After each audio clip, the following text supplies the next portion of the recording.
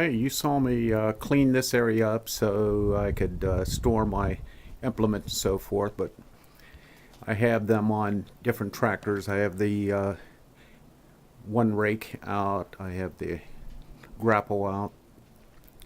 But before I put those back, there's another little job I have to do while it's still a little cold right now.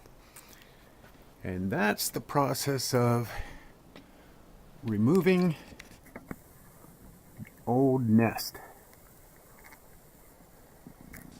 See if that'll come in focus. Okay. And those nests are all throughout the top of my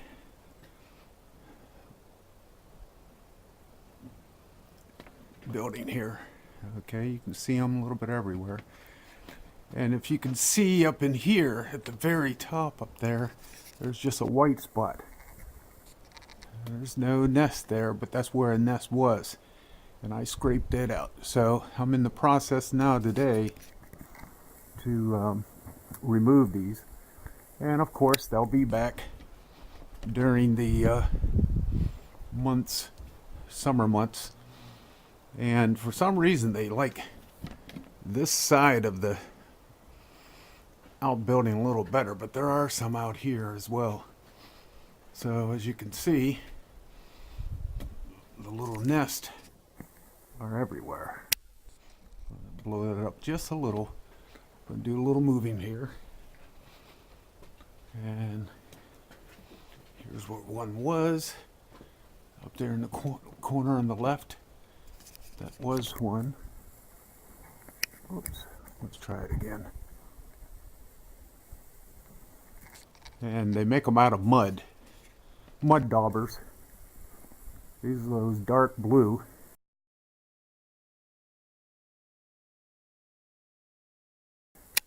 And they'll go into the corners. Right here you'll see them. Make little homes in there. Condominiums is what I call them. And so we're going to remove those. And they're all throughout the area here, as you can see. And they like to squeeze in between places. You can see quite a few in there.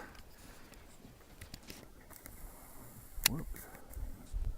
I have to learn how to operate this thing. I've only been doing it for a couple of years now. You would think I'd know it. Okay. Up in the corner here.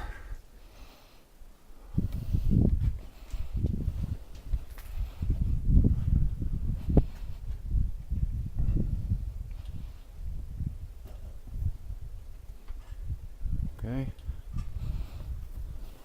Yeah, and some of them, well, actually, after they make a layer or a base and make some nest, they'll have some on top of one another. So on here, if I can get this to focus, they'll put some on top of another. So they're condominiums on top of condominiums.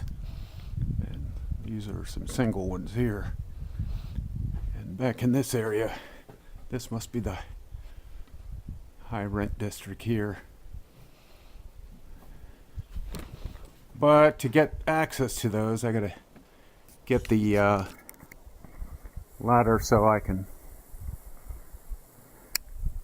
get inside the kennels here. And don't mean to disturb you there, guy, but I'm gonna have to come in here. And so yeah, rough life, definitely rough life. Okay, let's see what we have. Yeah, they're all throughout both sides. And sometimes you don't see them. One time I thought I was done and I cleared them out and I thought I was done, and no, I had only gotten a portion of the nest area. So they're all throughout on both sides in there.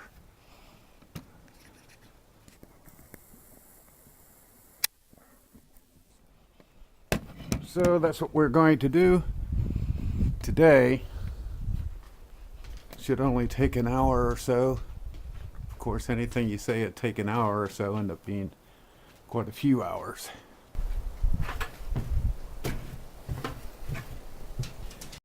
We've got an empty bucket. We'll see how many we end up, how much fills this up. It's quite a few.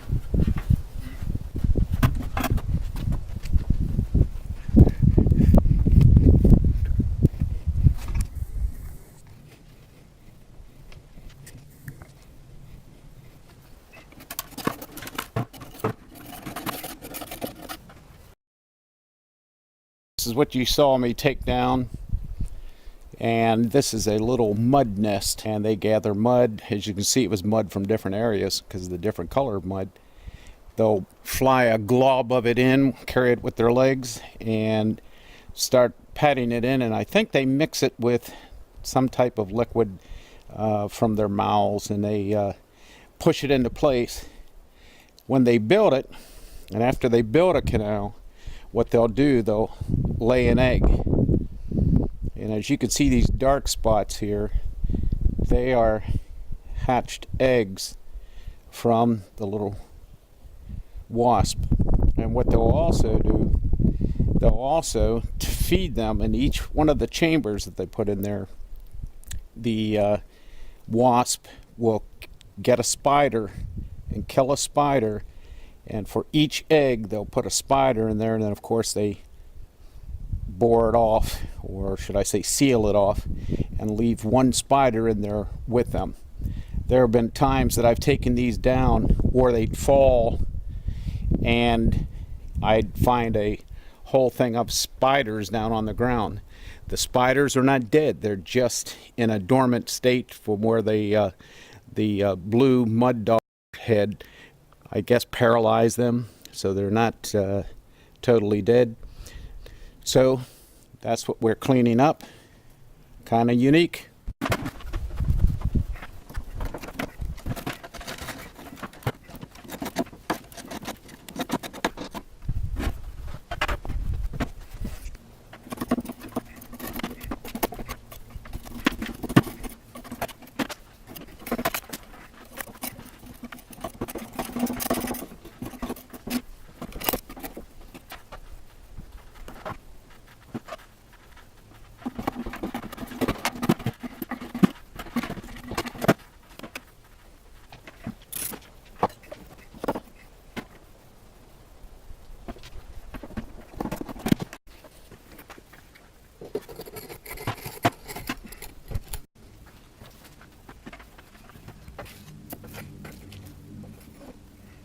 These are nest little cocoons, and they contain spiders, garden spiders. You've seen them before.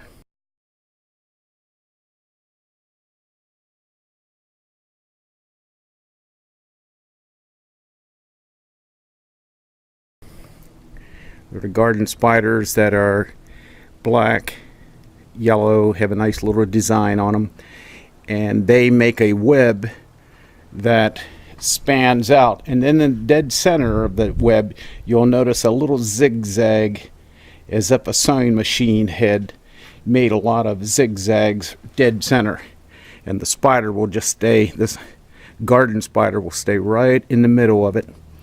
And these are the little cocoons for the young spiders. They can start out real tiny, but the size of a pea, maybe smaller than that, and they can get to the size of half of a tennis ball. They're not as thick, but if they expanded their legs, they definitely cover the half of a tennis ball. Took a few hours to get everything cleared off. So we now have a clear top. No more nest of any type.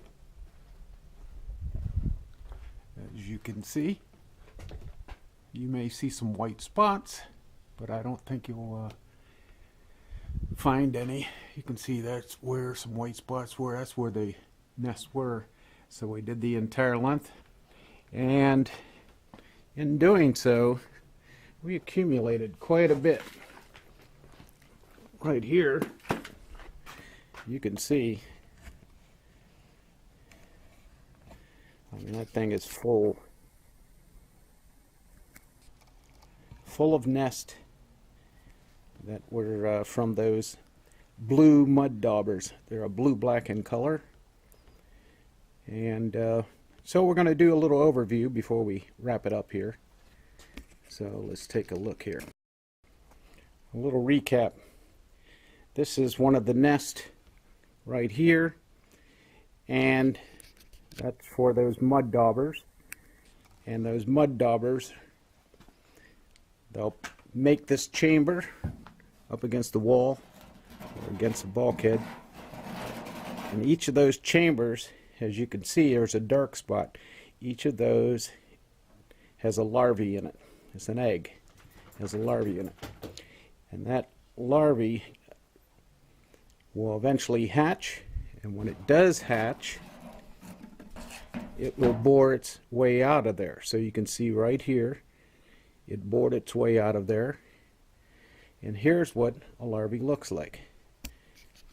There's the sac or egg that it came out of, the sac, and those are the sacs that are in here. Okay, bores its way out. A little larvae in there yet. They would have hatched this spring, but there'll be many, many more of them. Also, while clearing of nest and so forth, the other type of little guys that like to live around here, it's a red wasp.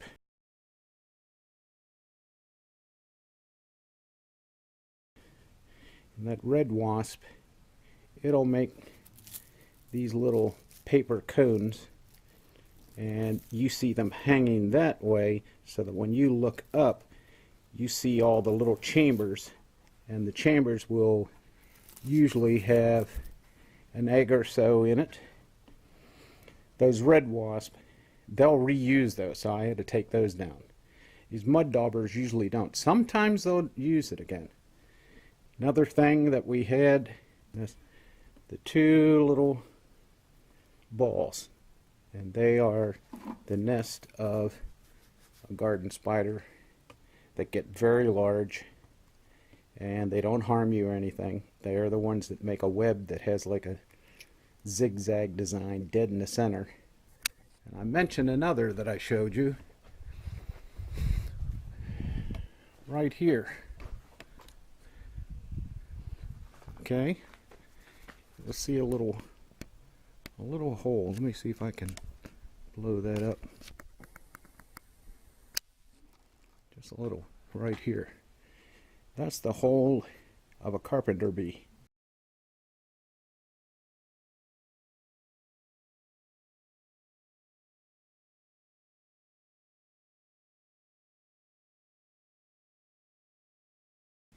And the carpenter bee will bore in and then go over to the side or up, but usually in and over to the side. And it'll lay an egg, then they'll close it up, and then they'll lay another egg behind it. And those larvae, when they come out, they look like a bumblebee, but they're not. It's a carpenter bee. They bore into wood. Treated wood, any kind of wood, painted wood, it doesn't matter. So, some of the critters down here. All right, at the end of this, we're going to have an exam. We'll see how well you do.